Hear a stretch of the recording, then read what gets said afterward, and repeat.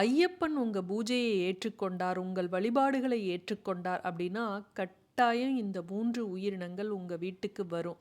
அது மட்டும் இல்ல, ஐயப்பன் உங்க இல்லத்திலேயே இருக்கிறார் அப்படின்னு நீங்க தெரிஞ்சுக்கலாம். அதாவது உள்ளுணர்வு உங்களுக்கு உணர்த்தும். சபரிமலைக்கு ஐயப்ப பக்தர்கள் மாலை அணிந்து கடுமையா விரதம் இருந்து ஐயப்ப வழிபாடுகள், பூஜை இதெல்லாம் சரியா செஞ்சு போவாங்க. அப்படி போவது தான் நியதி. ஐயப்பனை வழிபடுவதற்கு மட்டும் நிறைய நியதிகள் இருக்கு. 48 நாள் விரதம், 2 வேளை குளியல், பிரம்மச்சரியம், இப்படி நிறைய இருக்கு. இதையெல்லாம் சரியா செஞ்சு 48 நாள் விரதம் இருந்தாதான் ஐயப்பன் நம்மளுடைய பூஜையை ஏற்றுக்கொள்வார். நம்ம ஐயப்ப மலைக்கு போய் ஐயப்பனை மனமுருக நிறைவா வழிபட்டுட்டு தான் வந்திருப்போம். இருந்தாலும் ஐயப்பன் நம்மளுடைய வேண்டுதலை ஏற்றுக்கொண்டாரா, ஐயப்பன் நம் இல்லத்தில் இருக்கிறாரா அப்படிங்கிறத சில அறிகுறிகள் மூலம் நம்ம உணரலாம். கனவுலையும் உணர்த்துவார். அதே போல் நம்ம நெஜத்திலையும் சில இதில் உணர்த்துவார். அப்படி என்னென்ன இருக்குது அப்படிங்கிறத தெரிஞ்சுக்கலாம்.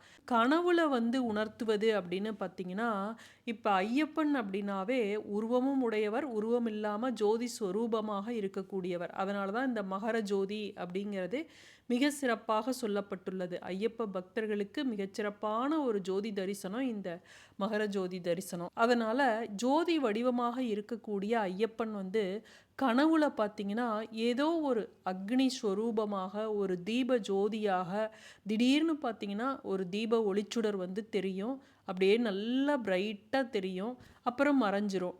நெருப்பு மாதிரி தெரியும், அப்புறம் மறைஞ்சிரும். இந்த ஐயப்ப விரதம் இருக்கக்கூடிய நாளில், ஐயப்ப விரதம் இருந்து முடிச்சுட்டு நீங்கள் கோயிலுக்கு போயிட்டு வந்த பிறகு அப்போ கூட இந்த மாதிரி உங்களுக்கு கனவுல உணர்த்துவார். நான் இருக்கேன், உன் கூட நான் துணையாக உனக்கு வர்றேன், உன்னுடைய வேண்டுதலை நான் நிறைவேற்றுறேன் அப்படின்னு சொல்லி கனவுல இப்படி காட்டுவார். அடுத்தது பார்த்தீங்கன்னா, அவருடைய வாகனமான புலி இருக்கு இல்லையா, அது கனவுல வரும். இந்த புலி அப்படிங்கிறது சவால்களை சமாளிக்கக்கூடிய ஒரு சக்தி ரூபமாக நமக்கு கனவுல காட்டும். அதாவது உனக்கு வாழ்க்கையில் எவ்வளவோ கஷ்டம் வந்தது, இனிமே அந்த கஷ்டம் உனக்கு போக போகுது, நான் உனக்கு துணையாக இருக்கேன் அப்படின்னு ஐயப்பன் அவருக்கு வாகனமான புலி அது கனவுல வந்தது அப்படின்னா நமக்கு உணர்த்துறாரு. இது ஒரு நல்ல சகுனமாக சொல்லப்படுகிறது. தொழில் செய்கிறவங்களா இருந்தால், வியாபாரம் செய்கிறவங்களா இருந்தால், அதில் நிறைய இன்னல்கள், தடைகள் இதெல்லாம் வருது அப்படின்னா அந்த தடைகள், இன்னல்கள்லாம் போய் உங்களுக்கு தொழிலில், வியாபாரத்தில் நல்ல லாபம் கிடைக்க போகுது அப்படிங்கிறத உணர்த்துவதற்காகவும், ஐயப்பன் உங்களுக்கு துணையாக இருக்கிறாரு அப்படிங்கிறத காட்டுவதற்காகவும் இந்த யானை கனவுல வரும். அடுத்தது பார்த்தீங்கன்னா கருடன். இந்த கருடன் உங்கள் வீட்டு மொட்டை மாடியில் வட்டமிடுது. அடிக்கடி உங்கள் வீட்டு மேலே மாடியில் நீங்கள் பார்க்குறீங்க அப்படின்னாவே உங்களுக்கு ஐயப்பன் துணையாக இருக்கிறாரு, உங்கள் இல்லத்தில் ஐயப்பன் இருக்கிறாரு அப்படின்னு அர்த்தம். கருடன் அப்படின்னாவே பெருமாளுக்குரிய வாகனம் அல்லவா, அப்புறம் எப்படி ஐயப்பன்னு சொல்கிறீங்கன்னு நிறைய பேர் கேட்பீங்க. அந்த ஐயப்பன் யாரு? ஹரிஹர சுதன். ஹரியும் ஹரனும் சேர்ந்தது தான் ஐயப்பன்.